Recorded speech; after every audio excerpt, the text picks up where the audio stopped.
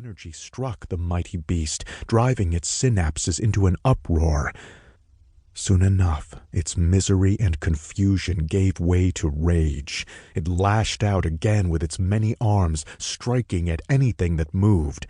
In short order, the water grew thick with the blood of any fish unlucky enough to be within the beast's vast reach. And yet still the thrumming continued, relentlessly tormenting the Leviathan with its inexorable power. It scanned the ocean floor again, looking for something, anything to attack that would stop this assault on its senses. However, all the surviving creatures within the immediate vicinity had fled following its initial fury. Finding nothing upon which to vent its anger, it began to swim, casting its mammoth form off the ocean floor and toward the surface. Soon enough, it detected something new, something worthy of its wrath, floating above at the far edge of its domain, daring to intrude where it did not belong. It didn't know if this newcomer was the source of its torment, but it intended to find out with swift and savage finality. "Say that again, please. I was distracted." Sidney Traco was actually bored out of his mind. This assignment was bullshit, and everybody aboard the floating shit trap known as the San Cristobal Tortuga knew it. They were out here for one reason and one reason only, to give the illusion that they were doing something worthwhile. In fact, the only one who seemed excited was the geologist standing in front of him. Dr. Riggle or Regal, some R-word Sidney couldn't be bothered to remember. "Those sediment samples we collected yesterday," the scientist said, calling up a chart on his laptop. "They're very unusual." "How so?" There was only one type of unusual that would have roused Sidney's interest, and that was confirmation that they'd found a pocket of natural gas. The bigger, the better. "We're not certain yet." "Come again?"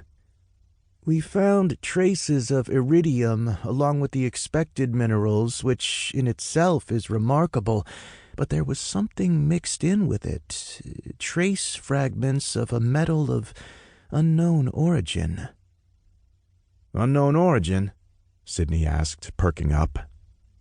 "Well, maybe unknown is too strong a word," the scientist replied, pushing his glasses up on his nose, no doubt to emphasize his nerd credentials. "What I mean is we haven't identified it yet. We're still analyzing the samples, but we think—" "Oh."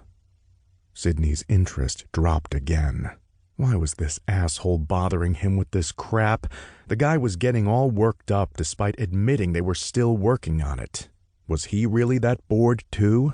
The sad thing was, Sidney had seen this before, had gotten his hopes up despite sketchy seismic data. Then, invariably, when the results were double-checked, there was almost always some excuse. Contamination, machine error, or human screw-up. Every fucking time. It seemed to be the story of his life. His official title was Offshore Installation Manager. On paper, he was in charge of this expedition by the Zero Green Oil and Gas Company Limited, named after its founder, Miguel Zorro, one of the richest sons of bitches in South America. The reality was somewhat less grand, though, and probably the reason he'd been passed over for the far juicier Gulf expedition he'd been hoping for.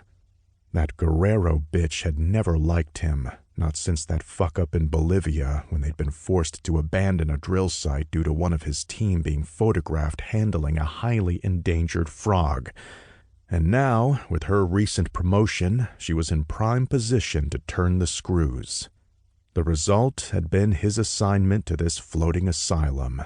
That the weather had been perfect only accentuated the fact that he was in the heart of the Caribbean, yet unable to enjoy any of its splendors. Hell, they were barely 100 miles northwest of Turks and Caicos. One short helicopter ride, and he could be relaxing on a beach with a drink in hand. But instead...